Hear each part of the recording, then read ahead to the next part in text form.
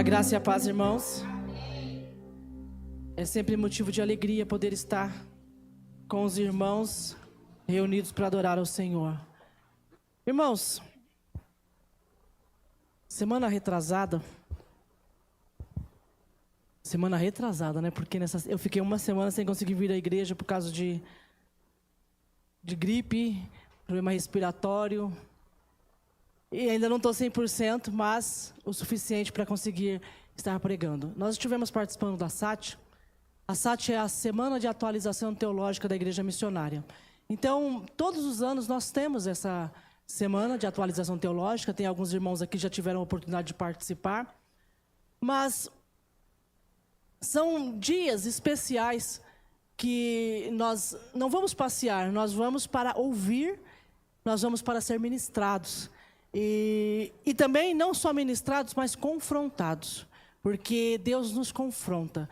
Ele usa pessoas, Ele usa pastores que nós conhecemos, amigos, colegas de ministério, mas Ele usa também pastores que nunca nos viram e que vêm ao altar para trazer palavras que nos confrontam, que também nos ensinam.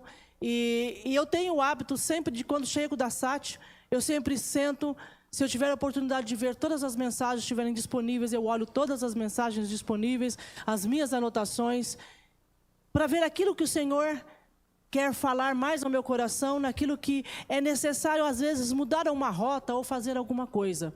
Porque se nós participamos de algo e nós não aprendemos, ou nós não deixamos com que isso faça diferença nas nossas vidas, nós perdemos o nosso tempo completamente. Então, isso é algo que nós precisamos aprender. E todos os anos eu trago sempre uma palavra, algo direcionado que foi trazido da SAT. E este ano em especial, eu quero trazer para vocês uma mensagem que foi trazida lá na SAT. Ela não está na íntegra completamente, porque eu vou trazer para a nossa realidade, mas a mensagem que foi ministrada pelo nosso pastor Vanderlei Flari, uma mensagem maravilhosa, poderosa, e uma mensagem que falou tremendamente ao meu coração, e eu tenho certeza de que esta palavra também pode falar ao coração da igreja. Por isso, eu quero compartilhar com vocês, e que nós possamos estar abertos para ouvir aquilo que o Senhor quer falar, para estejamos abertos para entender aquilo que o Senhor quer ministrar aos nossos corações nesta noite. Eu quero pedir a você que feche os teus olhos para nós orarmos. Senhor, muito obrigada pela oportunidade que nós temos de estar na tua casa. Senhor, obrigada porque o Senhor fala conosco em todo o tempo, em todos os momentos, ó Pai. Obrigada porque nós podemos experimentar, meu Pai amado, da Tua presença, podemos experimentar do Teu agir. Nesta noite, meu Pai amado, eu sei que todos aqueles que estão aqui são aqueles a quem o Senhor preparou para estar neste lugar, para ouvir, meu Pai, a Tua palavra, para serem, meu Pai, ministrados nesta noite, pelo louvor, serem ministrados, meu Pai, pela palavra, serem ministrados nesta noite. Temos alguns, ó Pai, que compartilham conosco e estão também, Senhor amado, cultuando através das redes sociais. Talvez algumas pessoas que vão ouvir, meu Pai amado, durante esta semana, que vão ouvir a mensagem, Senhor, que será entregue nesta noite. E em nome de Jesus, da mesma forma que o Senhor falou ao meu coração, eu sei que o Senhor também vai falar ao coração da Tua igreja. Que nós estejamos, meu Pai, prontos e atentos à Tua voz. Queridos, o tema desta mensagem é enraizar um desafio pastoral. Porque o tema, um desafio pastoral, foi uma mensagem pregada para os pastores e liderança. Mas eu quero colocar aqui, enraizar um desafio para a membresia, um desafio para o cristão. É um desafio, esta mensagem ela é um desafio não só para nós, pastores que ouvimos, mas é um desafio para todos nós cristãos. No dia 29 de dezembro de 2025, o mundo perdia Cecília Gimenez, aos 94 anos. Alguém sabe dizer quem é Cecília Gimenez? Alguém já ouviu falar? Dá uma olhadinha para... Se algum rosto conhecido de vocês aí. Eu acho que se você puxar na memória, talvez você saiba quem é.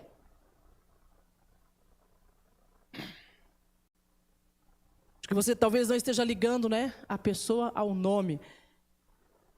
Em 2012, ela ficou mundialmente conhecida por restaurar um afresco no início do século XX. Ela fez uma restauração, né, chamada S. Homo, localizado lá na cidade de Borja, na Espanha.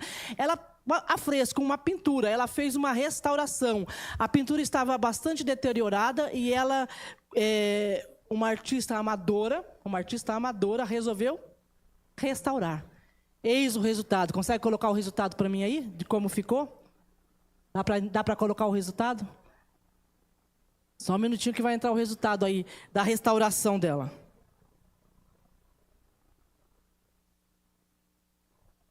Só um minutinho que entra. Gente, ela achou que não estava muito, né? Resolveu restaurar. Ela, uma amadora, fez a restauração. Ficou melhor para vocês verem? Eu quero voltar a esse episódio, mas antes eu preciso fazer aqui para vocês 2 perguntas. Guardem esse episódio na sua mente. E 2 perguntas muito simples. Uma pergunta é uma pergunta fácil, mas uma outra pergunta é uma pergunta difícil. O tema da nossa igreja este ano é enraizados. Mas enraizados no quê? Esse é o tema da nossa igreja. A resposta, ela é óbvia. Onde que nós estamos enraizados? Enraizados em Cristo. Mas essa resposta levanta uma segunda pergunta. E aí uma pergunta que é um pouco mais inquietante para nós. Em qual Cristo? Em qual Cristo? Dê uma olhada. Enraizados em Cristo. Em qual Cristo? Você deve estar pensando, como assim? Mas não tem um só Cristo? Qual Cristo? Não tem um só Cristo? Não é bem assim. Cristo pode ser visto, queridos, de muitas maneiras. Nós temos razões bíblicas e históricas e psicológicas para pensar assim. E a primeira razão bíblica, nós temos uma advertência no Novo Testamento que indicam a possibilidade de falsos cristos ou falsas representações de Cristo. Lá em Mateus, no capítulo 24, versículo 5, olha, o pessoal acho que vai ter um pouquinho de dificuldade para trocar os versículos aí hoje, porque acho que não está na sequência. Então, se você quiser abrir a tua Bíblia, você abre aí Mateus 24, 5. E aí eu vou ler aqui, que aí a gente consegue ganhar tempo e eles não precisam ficar fazendo uma troca ali, abrindo o PowerPoint, fechando o PowerPoint. Então, abra aí, Mateus capítulo 24, versículo 5. E eu já vou lendo para a gente ganhar tempo. Muitos virão em meu nome dizendo, eu sou Cristo, e enganarão a muitos. Mateus 24, 5. Pois muitos virão em meu nome dizendo, eu sou Cristo, e enganarão a muitos. 2 Coríntios, capítulo 11, versículo 4. Também quero ler com vocês. Pois se alguém tem pregado a vocês um Jesus que não é aquele que pregamos, ou se recebem um espírito diferente do que receberam, ou um evangelho diferente do que aceitaram, vocês o toleram com facilidade. Olha só o que diz a palavra. Pois se alguém tem pregado a vocês um Jesus que não é aquele que pregamos, ou se recebem um espírito diferente do que receberam, ou um evangelho diferente do que aceitaram, vocês o toleram com facilidade. 1 João capítulo 4, versículos 1. Amados, não creiam em qualquer espírito, mas examinem os espíritos para ver se eles procedem de Deus, porque muitos falsos profetas têm saído pelo meu mundo. Muitos falsos profetas têm saído pelo meu mundo. Segunda razão, razões históricas. Quando nós olhamos para a história, percebemos diversas manifestações de falsos cristos. Mas também notamos representações mutiladas de Cristo, construídas a partir de interesses específicos e crises pontuais. Se eu e você formos puxar na memória, nós vamos ver na história manifestações de muitos falsos cristos. Os gregos viram em Cristo o Logos eterno, a sabedoria divina que dava sentido à filosofia e ao cosmo. Os romanos, eles contemplaram Cristo como um pantocrator, o Senhor soberano, como alguém do universo, uma imagem que fortaleceu uma organização imperial. Os monges contemplaram Cristo como um homem perfeito, vencedor das paixões da carne, modelo ascético de oração, obediência e piedade. Olha como as pessoas veem diferente. Os cristãos medievais, eles valorizavam o Cristo crucificado, aquele que nós ouvimos, cuja misericórdia respondia ao profundo senso de pecado, culpa e juízo característico da espiritualidade da época.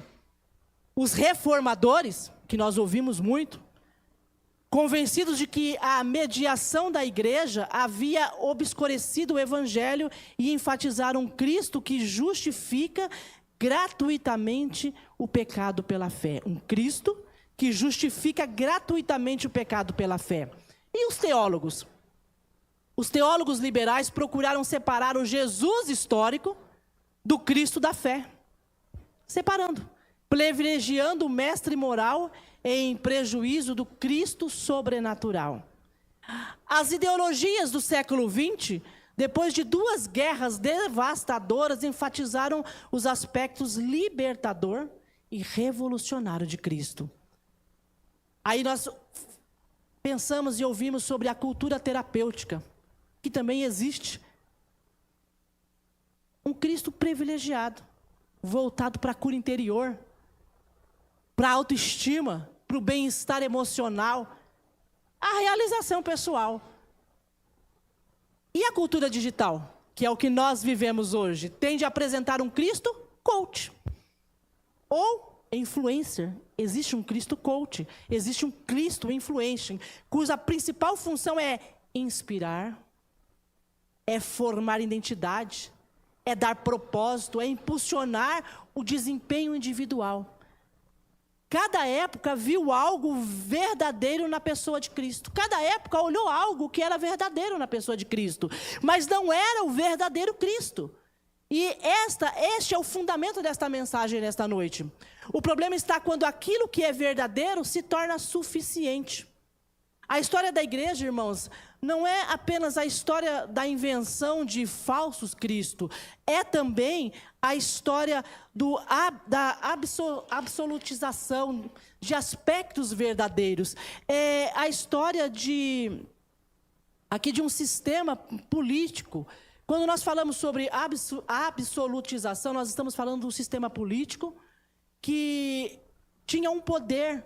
Este poder estava na mão do rei. E a sociedade não tinha o que fazer com isso. Então, é preciso que eu e você possamos entender e deixar claro que, apesar das advertências bíblicas e das experiências históricas, o verdadeiro Cristo, ele pode ser encontrado. Ele pode ser encontrado. Nós andamos e vivemos e vemos pessoas procurando Cristo. Até hoje estão procurando Cristo. Enquanto você não reconhece, enquanto você não experimenta o que Ele faz na sua vida, você continua procurando. E por que tantas pessoas procuram em tantas religiões diferentes? Por que tantas pessoas procuram Cristo em tantos outros lugares? Por quê? Porque não estão encontrando o Cristo verdadeiro. Ele não é um conceito relativista. Ainda que para muitas pessoas, culturas, o nome de Cristo possa soar de maneira particular e diferente. Então, a nossa pergunta tem uma resposta objetiva nesta noite.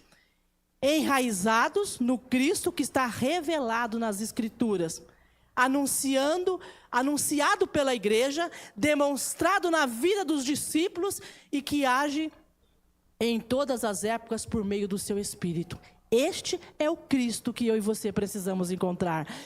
O Cristo que está enraizado na Bíblia, na palavra de Deus, nas Escrituras, anunciado pela igreja, a igreja verdadeira, a igreja que professa a palavra, a igreja que anuncia a palavra verdadeira, demonstrado na vida dos discípulos e que age em todas as épocas por meio do Espírito, demonstrado na vida daquele que é um discípulo, um seguidor. Uma vez que nós tenhamos clareza sobre isso, nós precisamos enfrentar uma pergunta que é uma pergunta pastoral, mas também é uma pergunta para o verdadeiro cristão. Como transmitir Cristo para as pessoas do nosso tempo? De que maneira? De que modo nós possamos enraizar Cristo na vida dessas pessoas sem incorrer em um reducionismo, sem incorrer em querer apresentar algo que está diferente daquilo que a palavra diz, sem querer simplificar tanto ao ponto de que nós não estamos apresentando Cristo verdadeiro, ou sem correr ao ponto de nós queremos inventar tantas coisas que nós não apresentamos o Cristo. Às vezes nós queremos inventar tantas coisas, nós queremos mudar maneiras, nós queremos transformar isso, nós queremos transformar aquilo, e nós não estamos realmente apresentando o Cristo verdadeiro. Nós queremos fazer de alguma maneira, e nós estamos preocupados em que este Cristo seja apresentado nesta época, para as pessoas desta época, porque elas precisam entender. Mas nós temos que tomar cuidado, porque quando a nossa preocupação é tão grande, se as pessoas estão entendendo ou como elas vão ver Cristo, nós começamos a tirar o verdadeiro Cristo, e nós começamos a apresentar algo que não é Cristo. Como fincar raízes em Cristo? Vamos voltar ali à obra, né, a arte de Cecília Gimenez, e vamos fazer uma reflexão aqui.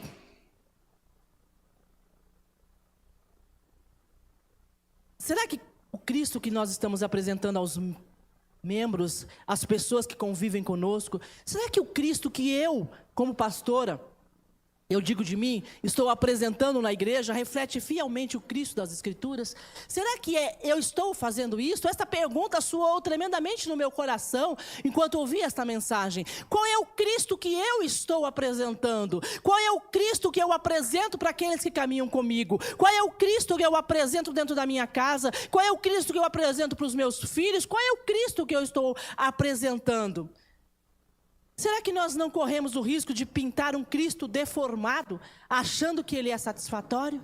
Será que ao olharmos e reconhecermos Cristo, mas nós queremos também ali arrumar a pintura? E será que nós não estamos apresentando um Cristo deformado? Em que medida as percepções de Cristo eu tenho em minha mente? Qual é a medida que você tem na sua mente? Qual é a medida que você tem? Qual é a história que está em você e que não está mutilando a verdadeira face de Cristo? Qual é a história? Será que nós não estamos mutilando a face de Cristo? Quem me garante que eu não estou adotando um Cristo parcial, pintado pelas minhas próprias ideologias, um Cristo pintado por este tempo? Ou será que hoje em dia nós estamos com um Cristo de direita e um Cristo de esquerda? Será que é isso que nós estamos fazendo? Nós estamos nos voltando, olhando para um lado, olhando para o outro, deixando de apresentar o verdadeiro Cristo. Como nós estamos nos comportando? Como eu me comporto? Como eu me comporto? Como eu me comporto como igreja? Como eu me comporto quando nós pensamos em política? Como eu me comporto? Eu realmente apresento da forma certa o Cristo? Ou eu estou caminhando com estes, aonde existe o povo da direita, o povo da esquerda, onde existe isso, onde existe aquilo? Aonde eu estou apresentando o verdadeiro Cristo? Gálatas, capítulo 4, versículo 19. Queridos, é uma reflexão difícil, mas necessária, visto que a principal função pastoral é a formação de Cristo na vida dos cristãos. E essa função pastoral, ela não é só pastoral. Esta função eu trago para nós, porque eu entendo que esta função é a função do cristão. É a função do cristão. A principal função é formar Cristo na vida do outro. É formar Cristo na vida daquele que você está ali discipulando. Gálatas 4,19. Meus filhos, por quem estou novamente sofrendo dores de parto, até que Cristo seja formado em vocês. Como eu disse, uma função pastoral, mas também uma função do verdadeiro cristão. Nós devemos ser canal para formar Cristo em outros. Nós devemos ser canal para formar Cristo no próximo. Note que Paulo, ele fala de uma dor muito forte, causada pela necessidade de moldar. Ele está lhe dizendo ali sobre a necessidade de moldar Cristo nas pessoas. Não é somente dar um conhecimento, ferramentas ou uma nova moral às pessoas. É moldar Cristo nelas. Não é só ensinar a palavra, não é só dar as ferramentas, mas é moldar. É deixar aquilo a forma mesmo. E nós podemos pensar em muitos fatores que cooperam para este trabalho. Mas eu quero destacar nesta noite 2 que representam pontos de fraqueza nesse tempo atual. E assim eu quero responder a esta pergunta. A falta de uma cultura cristocêntrica. No século X, as catedrais, ao adotar uma forma de arte muito interessante. Quem aqui já viu, né, os vitrais? Como é lindo, né?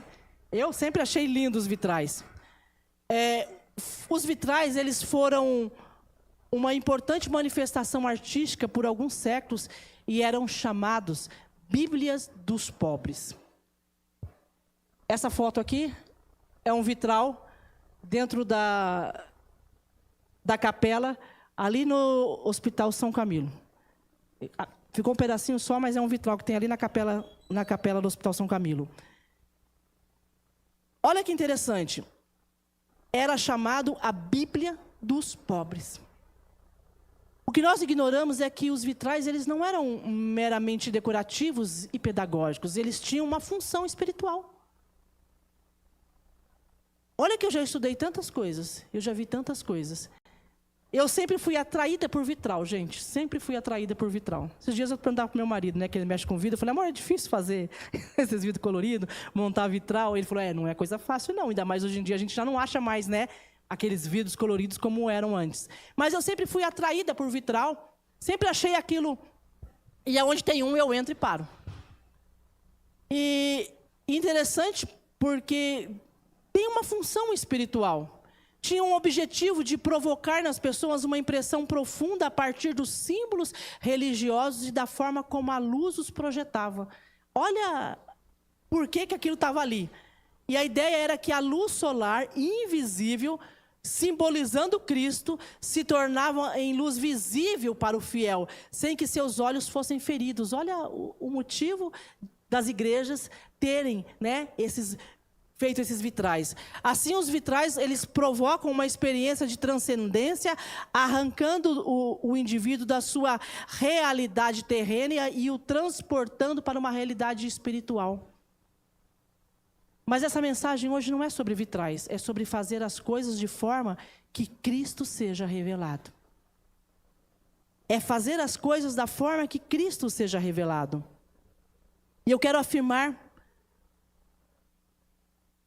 que a igreja, ela não é mais um gueto, pois ela aprendeu a fazer essa mediação cultural.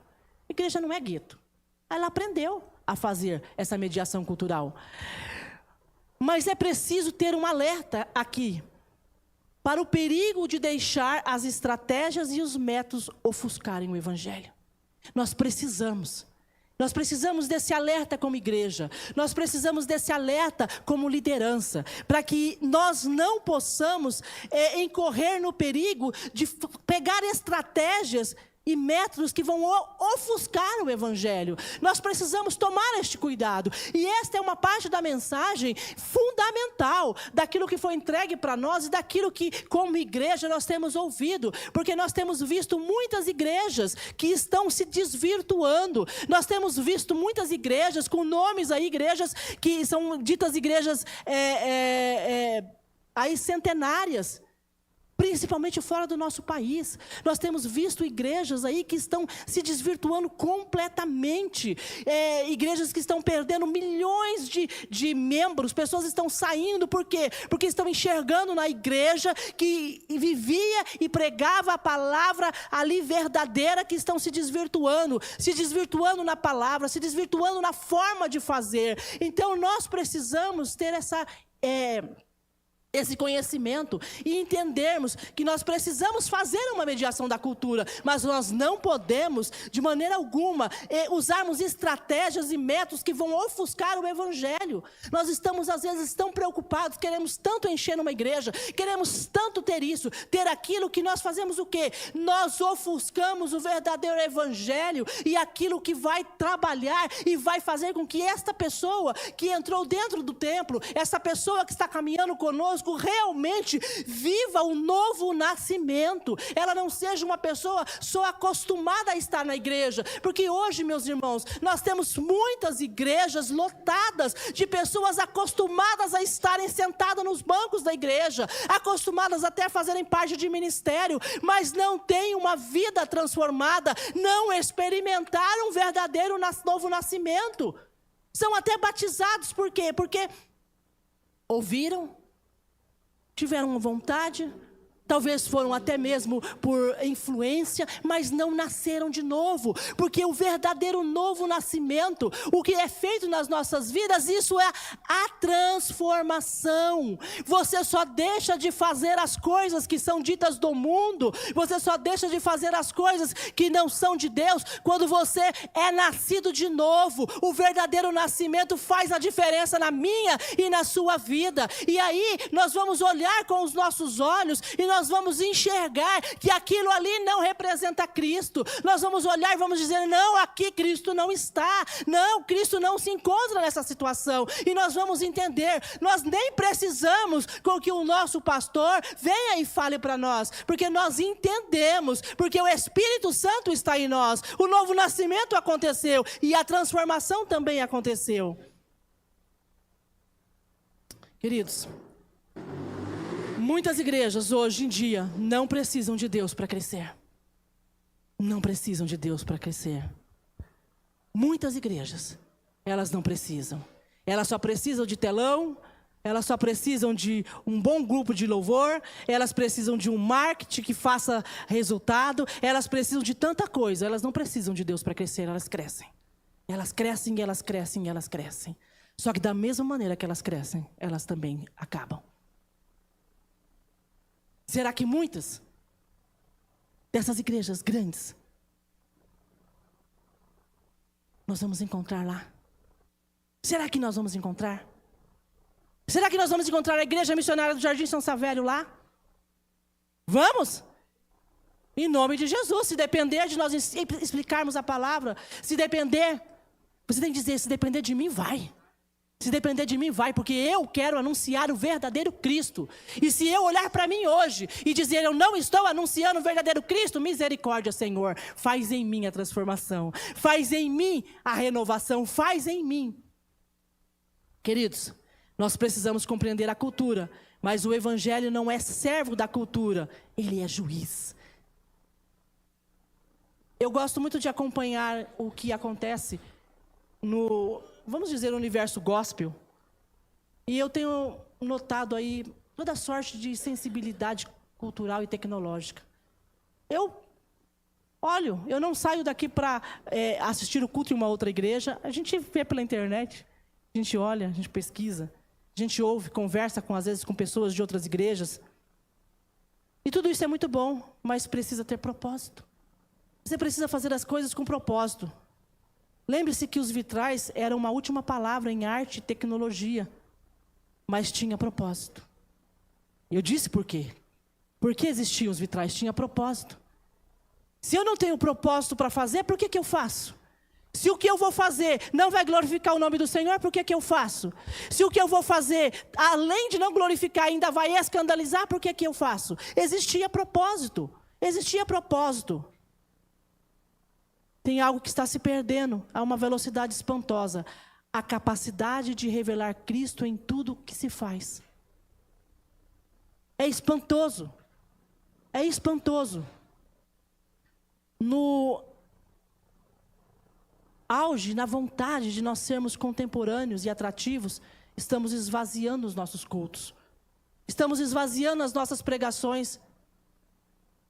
As nossas próprias práticas de elementos que revelam Cristo. Como eu disse, às vezes você está ouvindo uma mensagem e você não vê Cristo nela. Você vê um coach falando. Você não vê Cristo nela. Você não vê um apelo para aceitar Jesus. Você só vê ali uma forma de que você vai conseguir, você vai alcançar, você isso, você aquilo. Quando nós falamos de uma igreja contemporânea, o que eu mais vejo na visão e missão das igrejas, você entra lá e vai ler lá. Qual que é a visão e a missão da sua igreja? Aí está lá escrito lá, somos uma igreja contemporânea, bababá, bababá, bará, bará, babá, babá. Queridos, a contemporaneidade, se ela afastar o verdadeiro Cristo, então você não é uma igreja contemporânea. Então não serve. Porque no ser contemporâneo, tentar colocar as coisas da forma que vai realmente falar e funcionar, naquele tempo, muitas vezes você afasta. Muitas vezes você deixa de falar o verdadeiro Cristo, porque você quer deixar o negócio tão, a cara daquele momento, que você está tirando ali a tecnologia. Ela começa a tirar a autoridade das Escrituras. Ela começa a fazer aquilo que não deve ser feito. E, meus queridos, nós não podemos negociar a palavra de Deus. Isso aqui é inegociável. Se está escrito na palavra, meus queridos, nós não podemos achar que nós podemos colocar algo contemporâneo aqui. É inegociável a palavra de Deus, ela é inegociável. E nós temos visto que muitos têm tentado negociar. Me parece que no passado havia um entendimento de que a cultura da igreja, por mais estranha que fosse, deveria revelar Cristo aos homens. O pessoal achava o povo meio esquisito, meio estranho. Mas por mais que fosse, deveria revelar Cristo aos homens. A música era pensada nesse sentido, sim. Da mesma forma, a liturgia, a arquitetura, o ensino, gente, era tudo pensado nesse sentido. E quando nós paramos nesse slide, eu não sei se foi colocado uma outra foto, que é da capela lá da São Camilo. Irmãos, eu vou dizer a vocês, todas as vezes que eu vou a São Camilo, todas as vezes que eu vou passar lá, é difícil a vez que eu não vou na capela da São Camilo e entro lá. Eu entro, me sento na capela, e eu me perguntava, por que eu venho aqui e me sinto tão bem neste lugar? Por que eu venho aqui, eu ajoelho, eu oro, eu fico lá na capela. Pelo menos uns 20 minutos, meia hora, eu fico na capela da São Camilo. E eu estou sempre olhando por esses vitrais. E eu não sabia sobre a história dos vitrais. Mas eu estou sempre olhando por aquilo. E o Senhor vai falando, e o Senhor vai ministrando. Muitas vezes, o Senhor falou comigo lá dentro daquela capela. Muitas vezes. E talvez uma das explicações, pode ser que seja algo meu, mas talvez uma das explicações seja porque nós não temos entrado dentro de igrejas que têm a aparência de igreja. Nós estamos, às vezes, entrando dentro de lugares que mais parece um salão, mais parece, e não é igreja. E eu não estou aqui para condenar ninguém, eu estou aqui para dizer aquilo que o Senhor falou no meu coração. Eu estou para dizer aquilo que eu entendo. Quando nós ouvimos aqui que no passado havia entendimento de que a cultura da igreja, por mais estranha que fosse, deveria revelar Cristo aos homens. Hoje as pessoas estão preocupadas. Eles querem fazer os templos que não parecem templo. Porque as pessoas querem entrar dentro de um lugar, mas que ninguém veja ou perceba que entrou dentro do templo. Pois eu quero que vejam que eu entrei dentro do templo. Querem que vejam que eu estou na igreja. Quero que passe em frente e veja, ali é uma igreja. Eu reconheço aquilo ali é uma igreja. Porque hoje a gente passa e nem reconhece, meus queridos. Nós não reconhecemos igreja. Nós olhamos às vezes um lugar e nós não reconhecemos. Aquilo parece um templo qualquer, de qualquer coisa, menos uma igreja. O próprio espaço, o próprio templo não revela Cristo. Não traz essa revelação de Cristo. Porque as pessoas, elas estão usando de uma maneira diferente. Em muitos contextos, perdeu-se o cristocentrismo e passou a dominar o antropocentrismo. Deixou de colocar Cristo no centro. Igrejas com área VIP.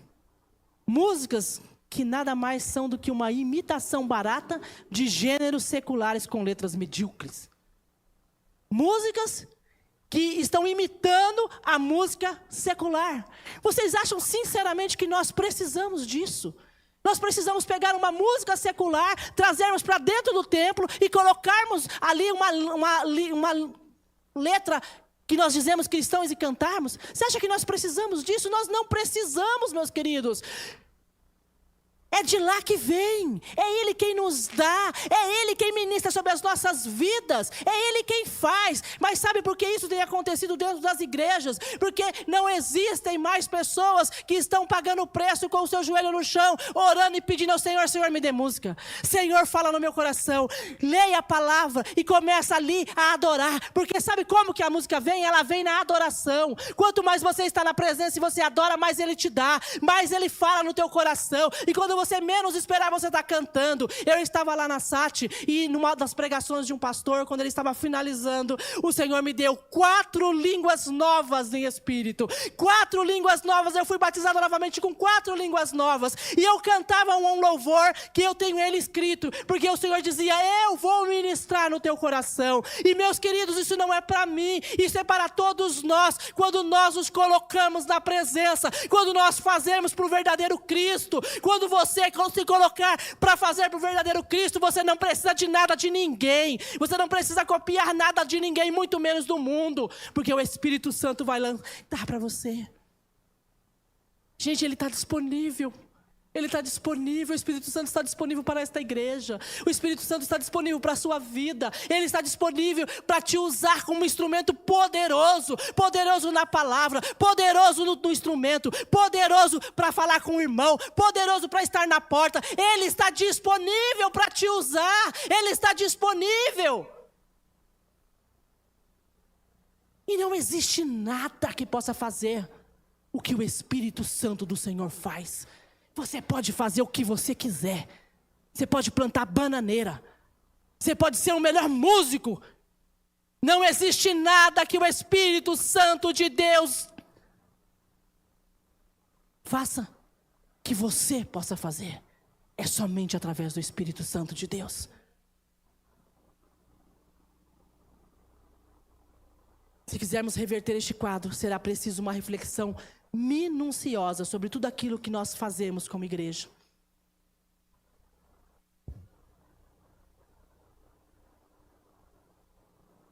A pergunta-chave desta mensagem: isto revela Cristo?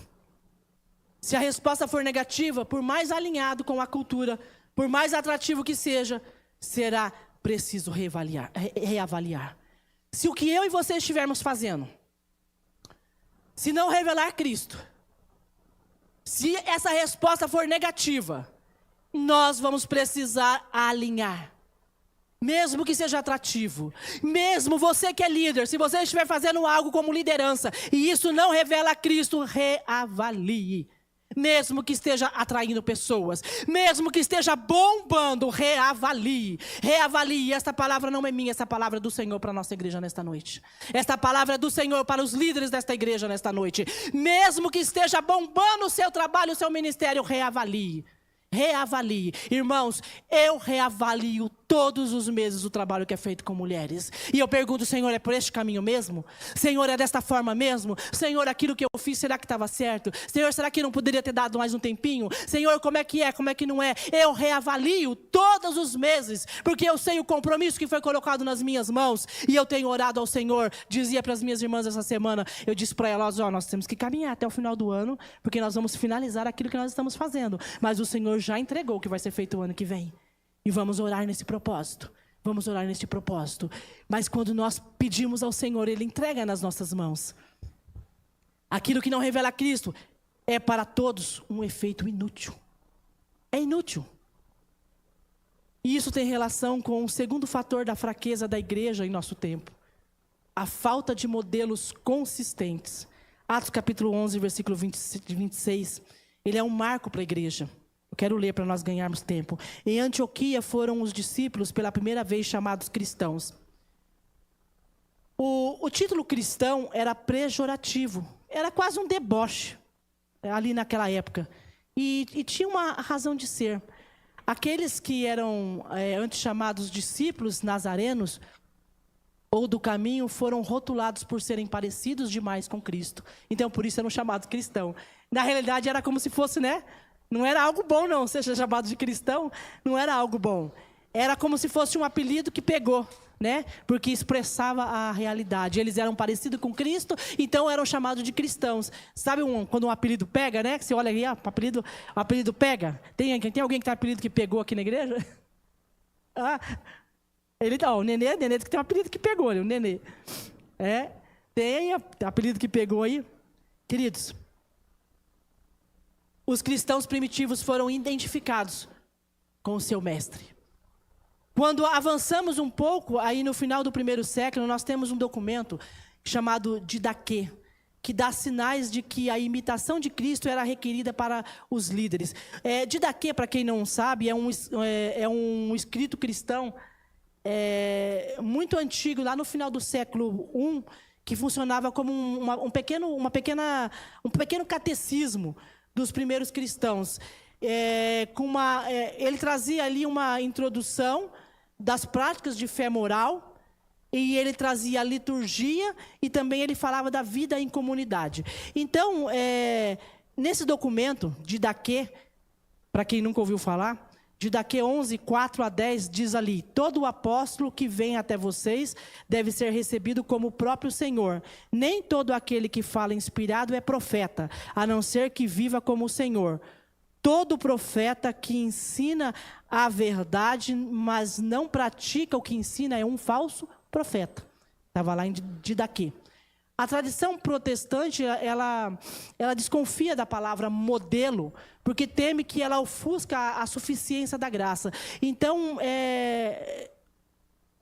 no Novo Testamento, não tem problema nenhum aí em falar isso. Lá em 1 Coríntios, capítulo 11, versículo 1, ele diz para nós, mais do que isso, mais do que ser modelos, ele diz: sejam meus imitadores, como também sou imitador de Cristo. Lá o Didaquê fala sobre modelo. Aqui está dizendo, mais do que modelo, imitador. Seja imitador. Filipenses capítulo 4, versículo 9. Ponha em prática tudo o que vocês aprenderam, receberam, ouviram e viram em mim. 1 Pedro, capítulo 2, versículo 21.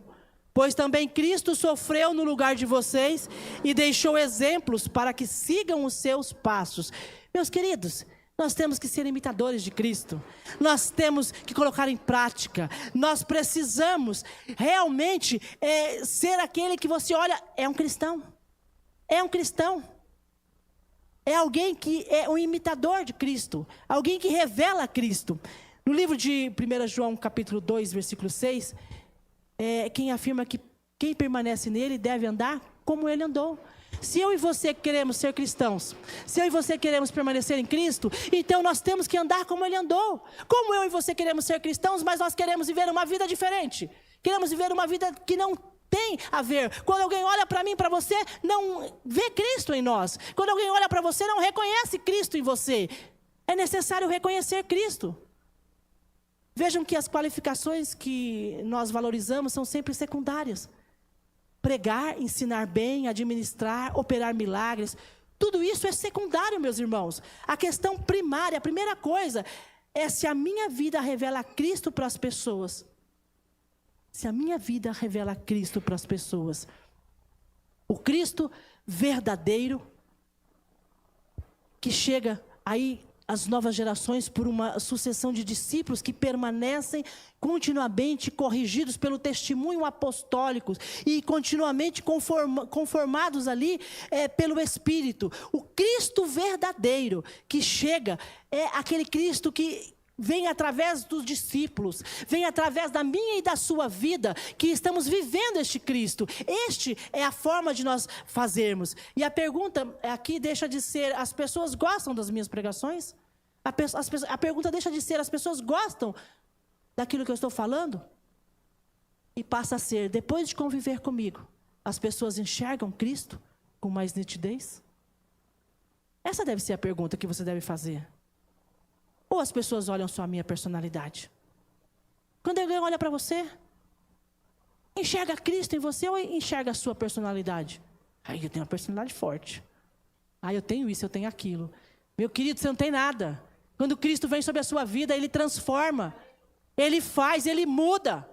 Ele faz na sua vida. E aquilo que você fazia antes, como homem velho, como a velha natureza, Ele transforma na sua vida. Ele transforma. Eu já vi, gente, pessoas... pega uma pessoa daquela que é acostumada a ter um ataque no trânsito. Sabe? desespero no trânsito, aceitou Jesus, o senhor vai fazendo uma transformação na vida. Eu já vi isso acontecer. Meu pai mesmo era que ele era tão nervoso no trânsito, mas Deus foi fazendo uma obra tão grande na vida dele, tão grande, que ele pegava o carro e saía assobiando. O pessoal ia assobiando. Meu pai assobiava. Quer dizer, talvez seja uma forma que ele arrumou. Em vez dele ficar doido da vida, ele assobiava. Ele entrava no carro e assobiava o tempo todo no carro. Onde a gente fosse, se eu fosse daqui para o Rio de Janeiro, meu pai ia assobiando no carro daqui para o Rio de Janeiro. Talvez seja uma forma que o Senhor deu para ele, né? Mas é isso. É necessário. É a pergunta que nós devemos fazer. Como é possível que o Evangelho seja crível? Como é possível que as pessoas cheguem a acreditar que o poder que tem a última palavra nos assuntos humanos está representado por um homem pendurado na cruz? Como que as pessoas podem achar isso?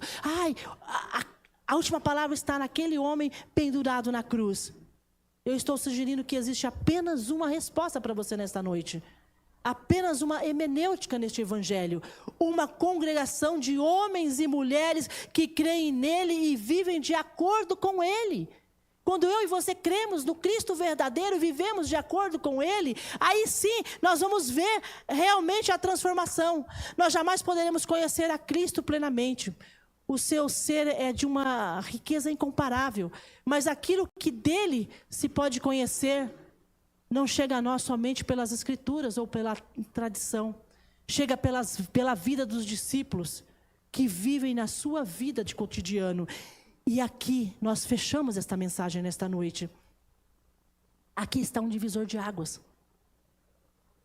Como igreja, como servos, como cristãos, como discípulos que vivem a vida no cotidiano.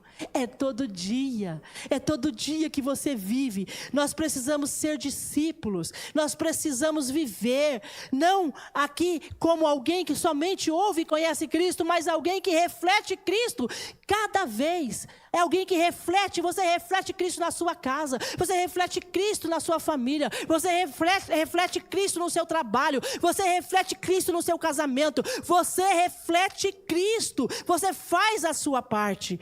E, irmãos, aquela senhora que desfigurou a pintura de Cristo, não fez por ódio da pintura, ela fez por amor à pintura.